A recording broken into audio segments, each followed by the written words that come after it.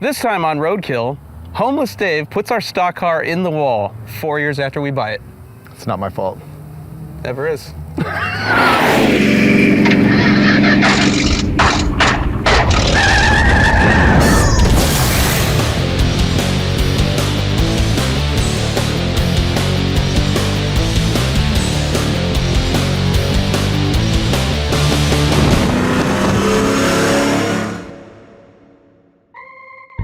Finally, we are gonna build the Roadkill stock car. We bought this thing like 4 years ago. It's a late model style paved oval track race car. And our plan had been to hop in it and just drive it across country. But for once, the corporate attorneys actually shut us down because a race car has no VIN number. That means you can have no insurance, and with no insurance, we cannot drive this thing on the street.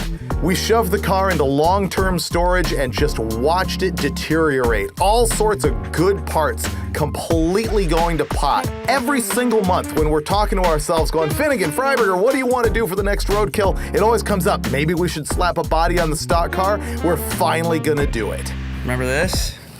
Finally. It was less dusty the last time I saw it. How long ago did you buy this? I don't remember. What I do remember though is we paid $7,600 for it. Okay, that was a good investment. Oh, no. Remember, it's CZ 350 crate motor. Jericho. Yeah, clutchless 4-speed, quick change rear end. Which all works great when you park it and let it sit for Yes. however long it's been. Yeah, and somebody hit it too. I know, that's unbelievable. But that gives us an excuse to tear the rest of it apart. What this is like an amateur class stock car that would run at oval tracks, but the guy who we bought it from has it set up for road racing, so it'll steer both directions. It's got a small block Chevy in it, a Jericho 4-speed, quick change rear end, wide 5 hubs, Willwood brakes, all this trick stuff, and we have never used it. And right now we're gonna gut it and find out if we can put a street legal body on it. I just need something with a VIN number and a license plate and insurance, and then it's a 70 Monte Carlo or a 74 Ford Courier, whatever it is we decide to do. I think the first thing we have to do is tear the body off of it because I just don't know how high is up as far as how wide the thing is in the back. And The frame rails are 65 inches wide. The body's like another 8 inches past that, so. well, have you seen how low this thing is? We have no idea what we're doing until we rip the body off. Let's take it apart. Let's do that. Get out your How are we Sawzall. gonna get rid of it? It's shop manager's problem, not mine.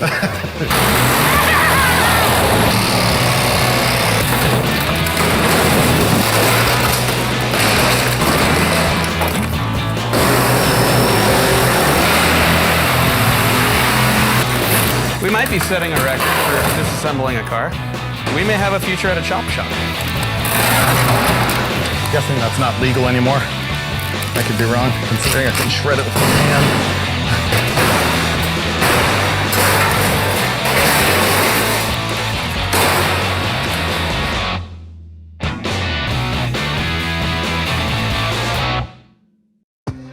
Tearing it apart was pretty easy, but the thing is, this car still has not run in more than 4 years that we know of, and we've never driven it. So before we get to bolting a new body onto the chassis, we should probably fire it up and find out if everything's okay. Which, by the way, shows remarkable Roadkill forethought. Oh, that was quite a bit. I like it.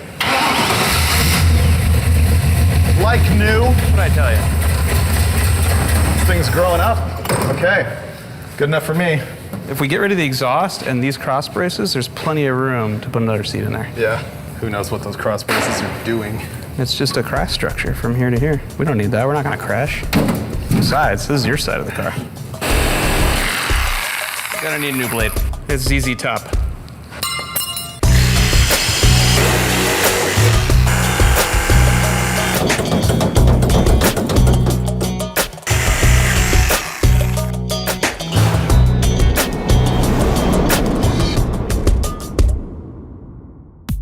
The problem now is that we need a body to put on this thing, and our standards are really low, so naturally I thought of Hector.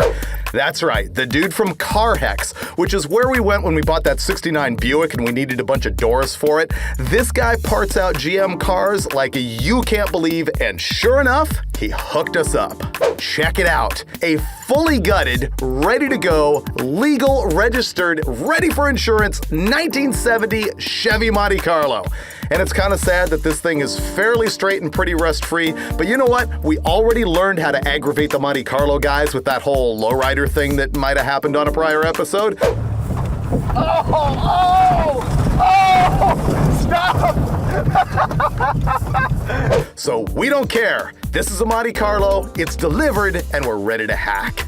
So our plan at this point is to cut the whole floor out of the car and then roll the chassis over and lower the car onto it, and then eyeball the wheelbase and decide if we want to shorten the front or shorten the middle or shorten the rear. This is the part where we get really motivated because we have a stripped down stock car and we have a Monte Carlo body that's gutted. And right now Dave's gonna plasma cut the whole floor out of that. I'm gonna cut all the door bars out of this, and then we're gonna marry them. And it'll be amazing. Neither Finnegan nor I are really married to this body style, so I don't mind ruining this pristine floor. And if that bothers you, know that I will be returning this to Hector so he can sell it to some other chump customer who needs a rust-free floor.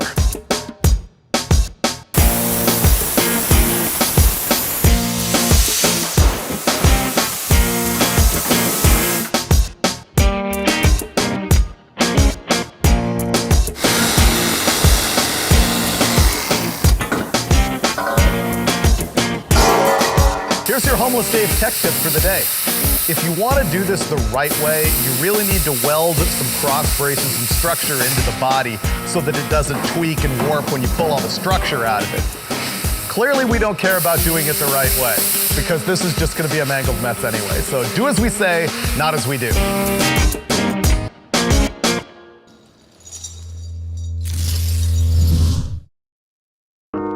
Did you ever in your wildest dreams believe that on day 2 of this deal, the car would be stripped, the body would be ready to go onto the chassis?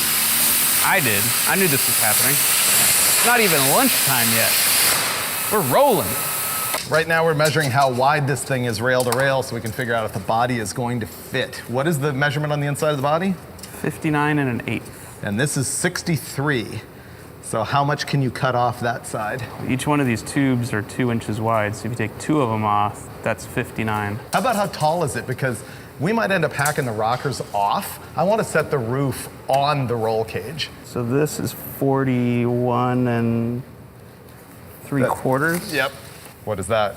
41. We could cut the rockers off this.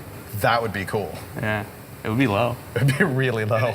How wide's the outside of the rail to the outside of the rail? I think these will sit right on top of the existing rail. 65 and a half. It's made to be. Wow. Yeah, see, it'll set right on top of that. We can attach these directly to those. Oh my God. That's like it was literally designed to fit. So here comes the problem. The wheelbase on the Monte Carlo body is 14 inches longer than the stock car chassis. And so Finnegan and I sort of got into it about how we were gonna make this all fit. He wanted to chop 14 inches out of the middle. I didn't like the way that was gonna make the roof line look. I was suggesting sliding the body back on the chassis like an altered wheelbase 60s drag car, and I knew that was gonna be ugly too. That wasn't the answer until finally, Brandon Galogly from Hot Rod walks in. He goes, easy, why don't you just cut the roof off the quarter panels and slide it rearwards? And so that's what we're gonna do. All of the shortening is gonna come out of the doors, but the window opening is gonna remain the same because we're gonna slide the roof rearward on the body. What could go wrong?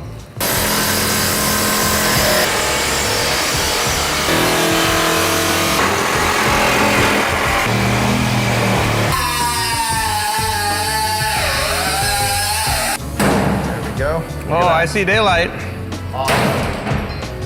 It's like you just unsnapped her bra. Up Go for and it. back. All right, go. And got it. Oh, that's weird looking. Yep. That's weird looking. Well, we did it. After all of that conflict about how to do this, Brandon from Hot Rod came in and suggested cutting the roof off and sliding it back. I think it was the perfect answer. It's gonna look goofy, but I think it's the best possible goofy given the constraints we were dealing with. This is the best case scenario for this application. The other, possibilities we could have had for a solution were not going to be good. And as redonkulous as this looks, I think when it's done, it'll be amazing. Roadkill amazing, anyway.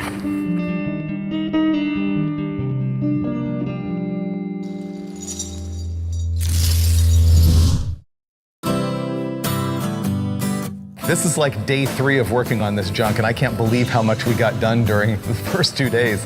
Completely gutted it. We've got the body set down over the chassis. We've cut out everything we need to cut out from the body, we think.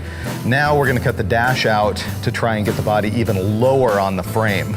Once we're done with that, I think we're gonna have to stop playing with the body, start working on getting a passenger seat into the frame. Yeah? Do we even have a passenger seat?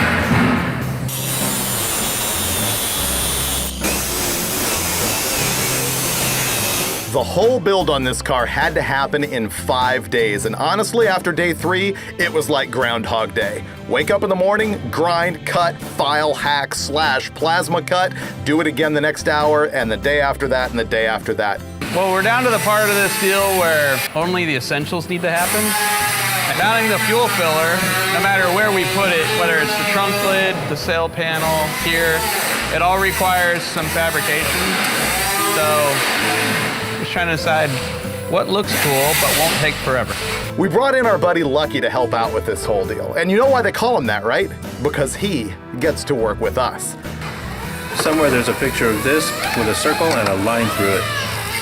Fortunately, he was a big help, handling all these little details that needed to happen, from wiring to plumbing in the fuel system to eyeballing the perfect look for a new radius on the wheel wells. He and I cut all the structure out of the doors and turned them just into skins that we could then shorten and weld into place, securing the final look of the vehicle that is now known as the NASCARlo.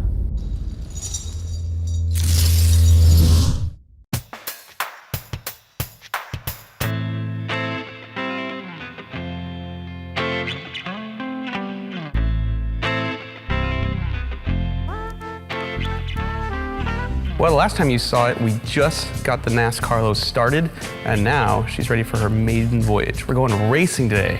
We're going to road trip this on the highway, semi-legally out to Paris Raceway, and go around in a circle on dirt. Yeah. Common sense says we should put a windshield in the car, fix the seat belts, mount the seat a little better, and then test drive it and hit the road. What we're going to do is fix the seat belt on Freiberger's side of the car, put on some helmets, and just drive down the road. We've got doors, we have seats, belts that I'm sort of fiddling with right now, brand new Hoosier dirt track tires because we're going to a dirt track. I've never done clay before. I've done paved oval track, but not dirt, so this is gonna be fun if we make it that far. So apparently, windshield is the key to entry and egress on this. Full Duke. Just going to the gas station, it's like strapping in for Bonneville. Well, we don't have any wheel wells in the back, so might as well keep it safe. Might as well keep it safe, he says. Oh, it's not that loud. What? We're fine. Oh, okay.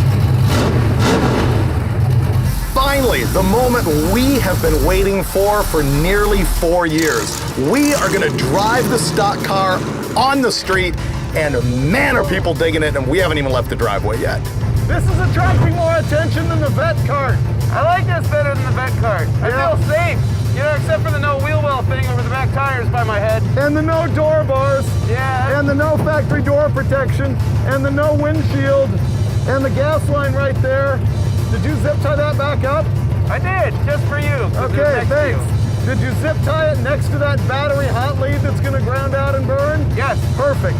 Yeah, except for all of that, like, this is way better than vet cart. Oh yeah. Because you can get out of this faster, you know?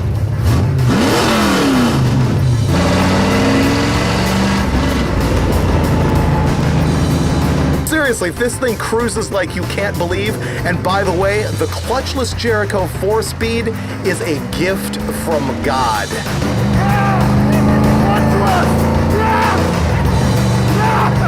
You do use the clutch to start and stop, but between gears, you just bang shift the thing and don't even worry about the clutch pedal. So we hit the highway, and this thing is absolute misery and perfection rolled into one big ugly ball of Monte Carlo. Pretty good. Tires were up really bad. bad. Oh, they are? Yeah, they actually slow the car down. They're pretty thin. They will pop. Oh, good. The crazy thing is you have seen the junk that we drive on Roadkill. Like, think of the vet cart, think of the Jeep rod. Out of all of that stuff, the NASCARlo got more attention than anything I've ever been in. I can't believe the number of photos and thumbs up and kids running and screaming and people swerving out of the way. It was nutso. Ooh, monster tacos. This thing's flawless. That looks like we lost our air cleaner lid. I thought it was a paper plate, but nope. Oh, wow. Look at the condensation on the secondary butterflies. Pretty cool. Carburetor's cold. Latent heat of vaporization. Look at you getting all Mr. Wizard. I know. Get some Bill Nye Science guy going on here. So do you think we can rig something?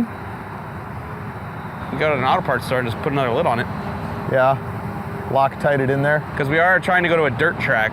Right. I do care about this one, unlike some of the other ones. I know, this thing runs good. Maybe we should get a lid. In fact, there's a Pep Boys, like 2 exits up the freeway. Let's go there. I don't know if you've had a look at this yet, but check this out. The floor situation in this thing is not good. Look at the legroom on the firewall right there. And I've got this padding me, which is kind of helping. Wouldn't want to give it up. Wow, it's amazing the driveways this thing can take. We're not just joyriding here. We've got a destination, the best possible place we could test the NASCARlo. Paris Auto Speedway, a half-mile clay oval. Yes, this is a paved late model circle track car. I don't care, we're going dirt track racing. Look! Dirt under our feet and under our tires because we are at Paris Speedway in beautiful Lake Paris, California. And they have lights here, so it turns out it didn't matter we were 10 hours late to get here. We get to go racing. I gotta be honest, we really didn't have a plan. I didn't expect us to get this far, so we're by ourselves. We actually rented this place out. There is no one to race except each other using iPhone timing. I think what's gonna happen here is Freiberger's gonna get behind the wheel of a car he's never driven actually and go around a banked oval course that is downhill on these turns and uphill on these ones, and he's gonna attempt to not put it in the wall before I get to drive. And I gotta be honest, it drives so good and is so magical, even if he puts it in the wall and I don't get to race tonight, I'll still be in a good mood. It's that awesome. Until I realize he's destroyed the car and I don't get to drive it ever again, then I'll be pissed off. So I think we should each get some practice and then time a lap. I'm good with all that as long as you don't crash during practice. No, I'll crash during my timed lap. Okay. I'm gonna go Well, up I'm there for maximum visibility of your sideways shimmy into the wall action. No, this will be more like my I'm putting around at 35 miles an hour action. Oh, then do I film or do I actually time you with my phone? Because I kind of want both to happen. I'll time you. There's plenty of cameras My around. only dirt oval experience is 20 years ago, circle track, or literal round track with a sprint car.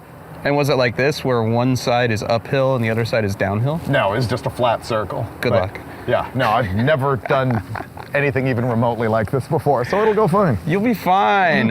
All the faith in the world of your abilities. Well, we made it here, which is really the only victory that we needed. It was surprisingly good.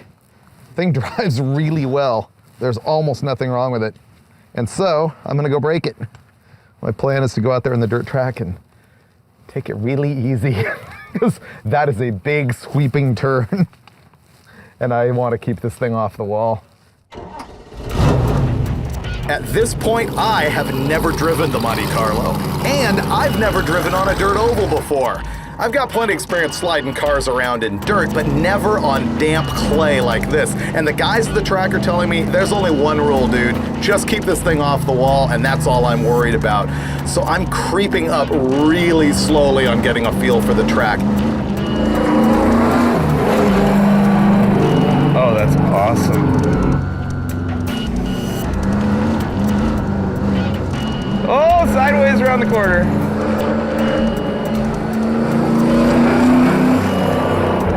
He got brave over there. Oh, he's drifting this corner.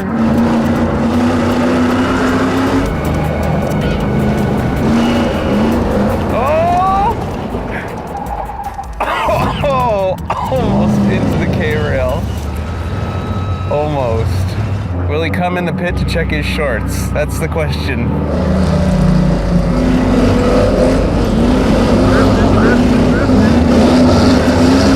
Nice. Nice. Oh, real high, right next to the wall. This is awesome.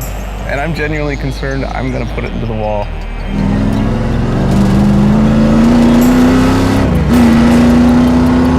There we go.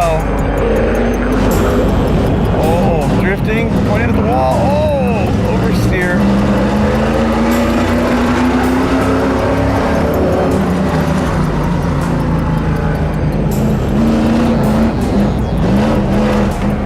He picked up a full second on that lap.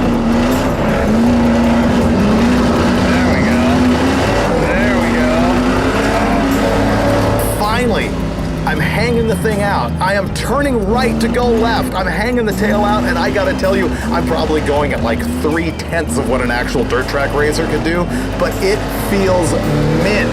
This is a riot. Yeah.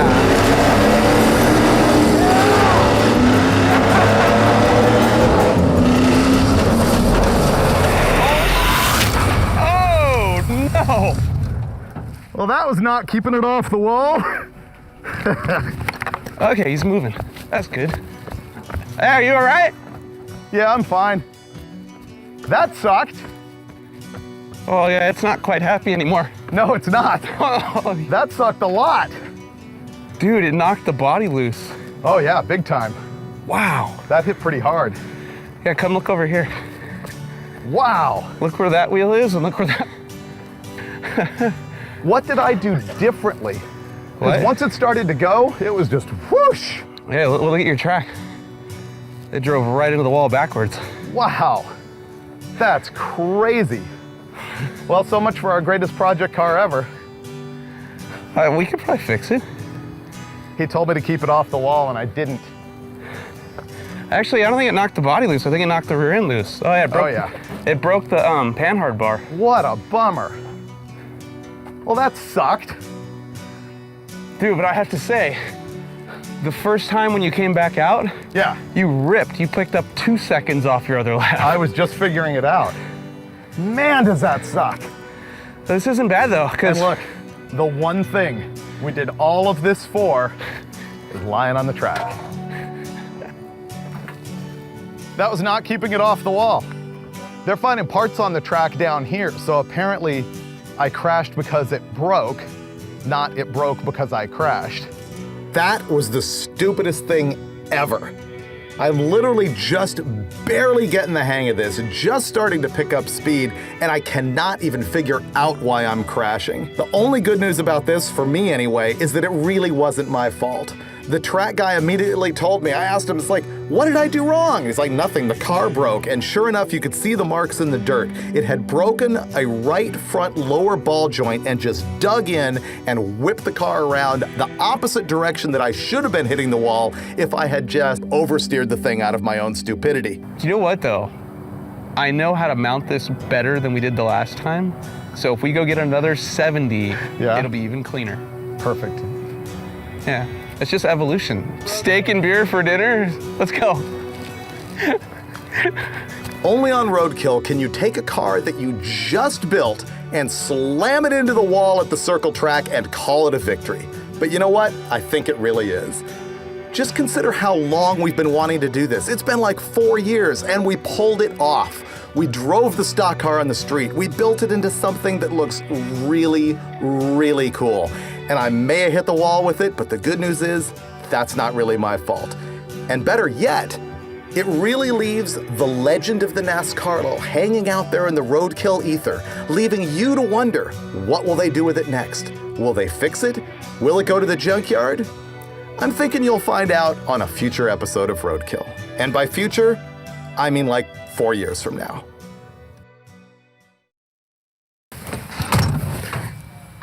That is a pit bull. Yep. Dude, she's jogging. She is, look at that, picking up the pace. That's never happened before.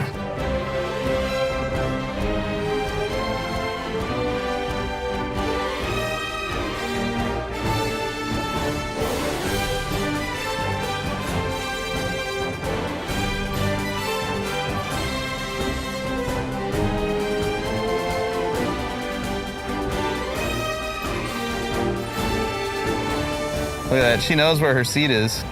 Oh my God, it's working. No. It's working. Wow! I didn't have to heave her. Okay, there you go. Do not lick my face. Okay, we talked about this the last time. Ah! Dog barf. I hope you have some Febreze, dude. It's everywhere. That is disgusting. Look at that. Oh, dumb dog. Your neighbors are gonna hate us. Oh, she peed on her leash. Come here. I got the dog.